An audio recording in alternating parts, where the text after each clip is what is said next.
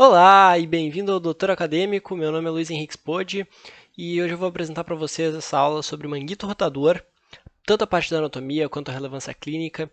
E eu escolhi justamente por causa disso, porque é um assunto que pode abranger todos os semestres da faculdade, vai ser relevante desde a anatomia no primeiro semestre até o final na clínica, na ortopedia, e também porque eu não quis abranger só a medicina, que é o curso onde teve origem o doutor acadêmico, mas também abranger outros cursos. É uma aula que pode ser relevante para todas as áreas da saúde do movimento, educação física, fisioterapia e a própria medicina.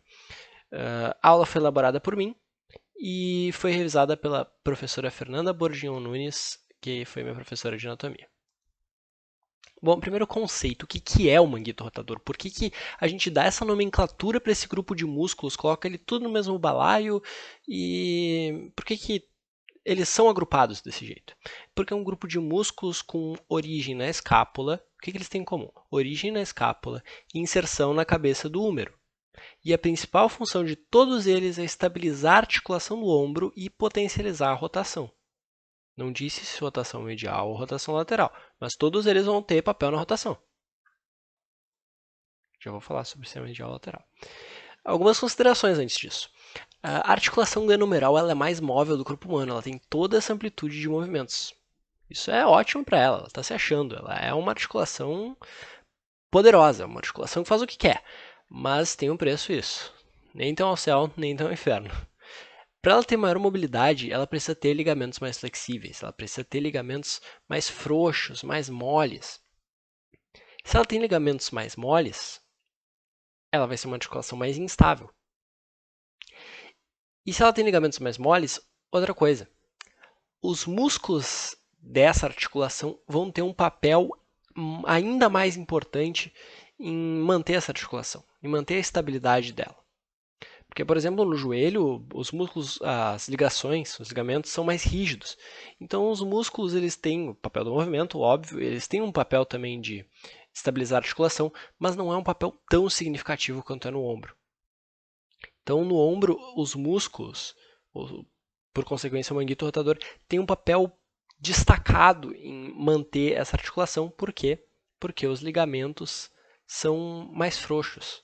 Então, a respeito disso, de ter ligamentos mais flexíveis e precisar da musculatura, ter uma maior demanda da musculatura para manter a articulação, então, de modo resumido, a função do manguito rotador vai ser tracionar a cabeça do húmero, envolver a cabeça do húmero e tracionar ela contra a fossa glenoide da escápula, para manter as duas aderidas, para manter as duas articuladas.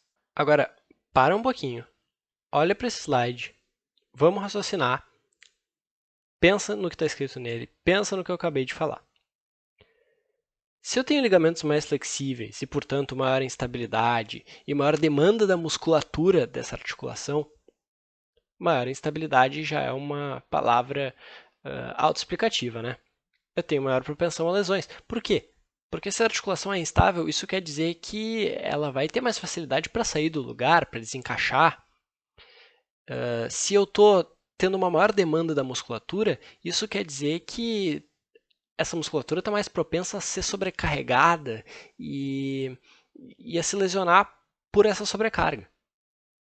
Então, por isso que o manguito rotador é clinicamente tão relevante, por isso que ele tem uma relevância tão importante para a clínica e isso que a gente vai falar em mais detalhes mais tarde. Sobre os componentes do manguito rotador, agora. Antes de dar nome aos bois, separar um por um, eu quero frisar o que eles têm em comum. O que eles têm em comum é que todos eles são músculos cujas fibras convergem ao longo de uma das faces da escápula até a cabeça do húmero.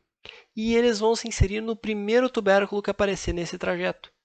Eles vão estar lá dando uma voltinha, sair da escápula, dando uma voltinha na cabeça do húmero e vão parar essa volta, vão interromper e se inserir no primeiro tubérculo que aparecer nessa trajetória. Então, vão ter músculos que vão sair anteriormente à escápula, e se eles saem anteriormente à escápula, eles vão dar de cara primeiro com o tubérculo menor, nessa trajetória. Ó. Escápula, tubérculo menor. Se eles forem posteriores, eles vão sair lá de trás da escápula e se inserir no tubérculo maior, que é um tubérculo mais posterior, justamente. Agora, dando um pouco mais de nome aos bois, mas nem tanto. De novo, eu quero fazer uma subdivisão aqui. Separar entre os músculos anteriores e os músculos posteriores da escápula. Por quê? Porque assim a gente consegue estabelecer uma lógica, a gente consegue pensar neles separadamente do porquê que cada um tem uma função diferente, porquê que cada um tem uma inserção diferente. Primeiro, anterior só tem um músculo. Acabou. O músculo que está posicionado sob a escápula. Sob escápula. Subescapular. Não podia ser mais intuitivo que isso o nome, né? Então, ele vai sair vai ter origem na porção anterior da escápula, na face anterior da escápula, vai convergir ao longo da face anterior e se inserir no primeiro tubérculo que aparece, que é o tubérculo menor. Sobre a inervação e a origem dele, ele tem... Não podia ser mais fácil, gente. Ele é inervado pelo nervo subescapular, mesmo nome do músculo.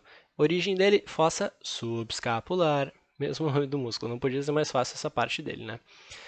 Sobre a origem aqui dos músculos, se vocês olharem no livro, vai estar uma origem um pouco mais detalhada, tá? Só que o que eu quero frisar aqui é o que é mais importante saber de cabeça, tá? O que é mais importante saber de cabeça, o que a gente pode lembrar por uma lógica. É isso que eu quero trazer nessa aula aqui. Daí os detalhezinhos lá para a prova, vocês olham no livro depois. Mas o que pode ajudar vocês a decorar mais fácil os outros detalhes, né? Quais detalhes são mais intuitivos. E a inserção vai ser no tubérculo menor do úmero, como eu falei, que é esse aqui, o tubérculo mais anterior. Função. Como todos os músculos do manguito rotador, a principal função dele é estabilizar a articulação. E depois, a outra função dele vai ser a rotação medial do ombro. O subescapular os músculos anteriores, ou seja, só o subescapular, vão ter a função de rotação medial do ombro. Por quê? Porque eles estão... Pensa que a fibra do músculo é uma cordinha que sai da origem até a inserção. Se eu tracionar essa cordinha, eu vou trazer o tubérculo menor aqui mais para dentro. Ou seja, eu vou estar fazendo uma rotação medial, uma rotação interna do músculo. Então, por isso que essa é a função dele. Agora, falar sobre os componentes posteriores. Agora são 3 componentes. 3 músculos, todos com inserção no tubérculo maior e com função de rotação lateral do ombro. Ou seja, exatamente o que eles têm em comum é exatamente o contrário do subescapular, que é se inserir no tubérculo maior em vez do menor e fazer rotação lateral em vez da medial. Também tem outra coisa aqui que pode ser um macetezinho, dependendo do ponto de vista, mas também tem um pouco de lógica, né? Que eles se inserem no tubérculo maior porque é um maior número de músculos, né? 3 músculos. Ele precisa ser maior para agrupar tantos músculos, enquanto o subescapular aqui é um músculo só. Então, ele vai ser o único que se insere aqui no tubérculo menor. Se ele é menor, ele vai agrupar menos músculos. Isso é bem lógico, assim. Bom. Músculo supraespinhal. Primeiro, vamos de cima para baixo aqui para ficar bem esquematizadinho. Vai pensando de cima para baixo assim os músculos, para depois não esquecer. Inervação. Nervo supraescapular. Não é tão intuitivo quanto era o subescapular, mas é intuitivo até, né? O supraespinhal é inervado pelo nervo supraescapular, o nervo que está acima da escápula. A origem dele, fossa do mesmo nome do músculo, supraespinhal, fossa supraespinhal. Inserção no tubérculo maior do úmero, como todos os músculos posteriores vão ser. Que é o primeiro tubérculo que encontra nesse trajeto. Função: estabilização da articulação e rotação lateral do ombro, como todos os músculos posteriores. Estabilização, como todos os músculos do manguito. Rotação lateral, como todos os músculos posteriores. E aí eu coloquei um ponto, porque isso aqui é um parênteses, na verdade. Coloquei um ponto final e iniciei outra frase. Também abduz o ombro. Também faz isso. Cada um dos músculos posteriores, vocês vão ver que tem a sua característica de patinho feio. Esse aqui é do supraespinhal. Ele tem uma coisa diferente de todos os outros músculos do manguito. Ele ele participa da abdução do ombro, principalmente o início da abdução antes dos 45 graus, tá? Músculo infraespinhal. Inervação vai ser a mesma do outro músculo. Isso aqui faz dele também meio patinho feio, tá? porque não é tão intuitivo quanto eram os dois anteriores, os dois que eu mencionei antes. Origem dele, mesma coisa, fossa do mesmo nome do músculo. O músculo infraespinhal tem origem na fossa infraespinhal. Isso aqui tudo é fossa infraespinhal, tá? Essa aqui é a espinha da escápula, prazer, para quem está começando na anatomia. Isso aqui é a fossa supraespinhal, que está abaixo da infraespinhal, aliás, que está abaixo da espinha. Inserção. Tubérculo maior do húmero, como todos os posteriores. Função. Estabilização da articulação glenohumeral, como todos os músculos do manguito. E rotação lateral do ombro, como todos os músculos posteriores. Agora vamos para o último. Descendo mais um pouquinho. Músculo redondo menor. Esse aqui é total patinho feio, tá? A inervação dele vai ser o nervo axilar. Não é tão difícil de lembrar isso aqui, porque ele está bem perto da axila. Então, essa é a inervação dele, mas também não é tão intuitiva quanto os outros. Origem. Borda lateral da escápula. Essa aqui, se vocês pegarem no livro, vai estar dizendo, o terço não sei o que da borda lateral da crista não sei o que. Borda lateral da escápula, tá? Porque, como eu disse, o que eu quero fazer aqui não é passar os detalhes, porque isso vocês podem, os detalhes da origem, os detalhes, essas coisas de rodapé de livro, porque isso vocês podem ler no livro. Isso não faz sentido ter uma aula do doutor acadêmico explicando para vocês, porque é pura decoreba, quase, né? E eu quero fazer vocês lembrarem do primeiro, do que é lógico, e segundo, do que é mais importante, do que, pelo menos para ter uma noção. Isso aqui depois vai até ajudar a lembrar os detalhes. Tá, borda lateral da escápula, para vocês terem uma noção mais ou menos de onde ele sai. E vai se inserir, como todos os posteriores, no tubérculo maior do húmero. Função, como todos os músculos do manguito, estabilização da articulação. E como todos os posteriores de novo, rotação lateral do ombro.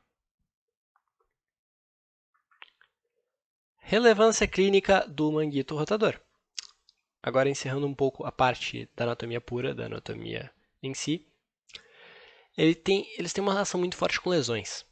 E isso tanto por sobrecarga quanto por incompetência. Como assim por incompetência? Incompetência de o músculo não conseguir exercer sua função, porque ele não tem força para aquilo, ele pode ter adquirido incompetência por sobrecarga, inclusive. Pode ser tanto porque o músculo está se exaurindo de tantas funções que ele está sendo exigido, quanto por realmente ele não conseguir fazer isso e não fazer. E aí aqui tem uns exemplos, tendinopatias intrínsecas e extrínsecas ao manguito. Como assim intrínsecas e extrínsecas? Intrínsecas é a tendinopatia dos tendões do manguito mesmo. Mas pode ser uma tendinopatia de algum músculo associado, de algum músculo que o manguito deveria ajudar e não está conseguindo ajudar. E aí esse outro músculo está ficando sobrecarregado. Como o deltoide, tá? Não é comum? Não, não é. Mas é uma coisa que pode acontecer, pode aparecer. E aí inclui tendinites, rupturas do tendão. Inclusive, depois eu vou frisar um pouco mais sobre isso, que a ruptura mais comum é do tendão do supraespinhal. Capsulite adesiva, que é uma inflamação ali dos componentes articulares. Não vou entrar muito em detalhes, mas tem a ver com fibrose, tem a ver com atrito dos músculos. Isso é uma coisa que estava ali no muro entre as relevâncias clínicas do manguito, e eu acabei mencionando aqui. Luxações e subluxações do ombro. Por quê? Porque a principal função do manguito, como eu disse várias vezes, é estabilizar a articulação do ombro. Então, se o manguito ele não está conseguindo, ele não está tendo força para exercer a sua função de estabilizar a articulação vai acontecer o quê? Ela vai se desfazer, ela vai sair do lugar, que é a luxação, ou a subluxação, se for em menor escala. Está relacionado com vários esportes, vários atletas profissionais, assim, todo tenista vai ter algum problema de manguito. No vôlei pode ter muito, musculação, arremesso de peso, natação, ou até atividades no dia a dia que requerem o levantamento de levantar peso, se mexer muito. Mas vocês vão ver que isso tem um padrão, que é principalmente movimentos repetitivos com o ombro que tenham o membro superior acima da linha horizontal, ou seja, acima de 90 graus. Porque aqui o manguito vai ser mais exigido. A partir daqui ele vai ser mais exigido. No começo, vocês sabem que o supraespinhal ele vai ajudar na abdução do ombro. E aqui em cima, o braço vai ficar mais pesado. O braço vai ficando cada vez mais pesado. E aí o manguito vai cada vez sendo mais exigido, quanto mais a gente abduz. Bom, um pouco mais sobre relevância clínica. Como é que vai ser a avaliação do paciente? Na anamnese, ele vai relatar que ele tem dor no ombro ou dificuldade de realizar certos movimentos, ou pode ser uma dor que dura o dia inteiro, pode ser uma dor quando ele encosta, pode ser uma dor quando realiza esses movimentos, ou pode simplesmente não conseguir realizar o movimento de tanta dor, ou de não conseguir mesmo. E se a gente investigar bem, a gente vai ver que ele tem alguma história de alguma atividade que exigiu esse tipo de movimento do ombro, que fez uma sobrecarga no ombro.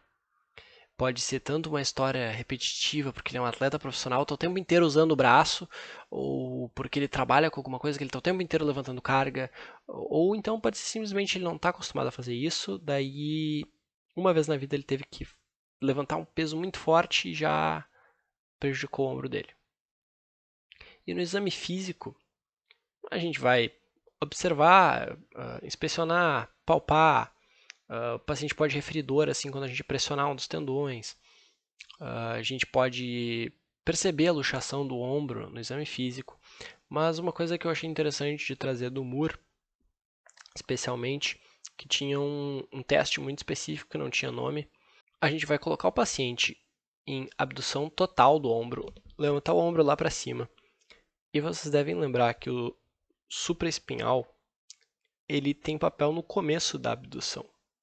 Então, o que a gente vai começar a fazer? A gente vai pedir para o paciente descer esse braço, aduzir esse braço lentamente, ou seja, ele está fazendo uma abdução extrínseca.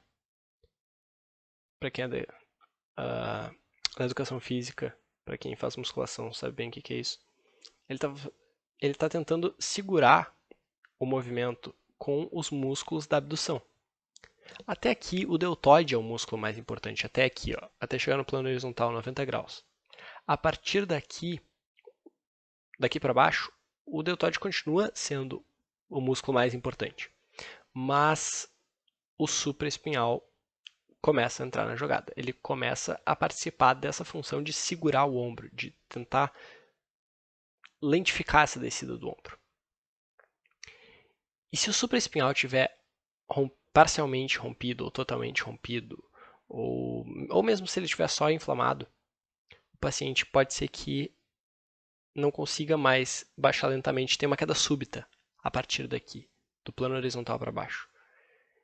Isso vai indicar que o paciente tem um problema no manguito rotador. As minhas referências, tanto da parte de anatomia quanto clínica, foram o Netter, o clássico para livro da anatomia, o Moore também, aí mais para a parte das questões clínicas, para quem quiser aprofundar, essa aula vale muito a pena usar os dois livros. E também eu coloquei aqui mais para ajudar na parte da semiologia alguém, que tem o UpToDate tem alguns artigos de educação do paciente, né, que eles resumem algumas coisas que um paciente totalmente leigo possa querer saber sobre a doença deles. E aí eles têm esse artigo sobre as lesões do manguito rotador, o básico para um paciente leigo. Também é interessante ler se alguém quiser. Bom, da minha parte é isso. Então, tá encerrando essa aula. Muito obrigado a quem assistiu tudo e espero que vocês tenham aproveitado. Um abraço.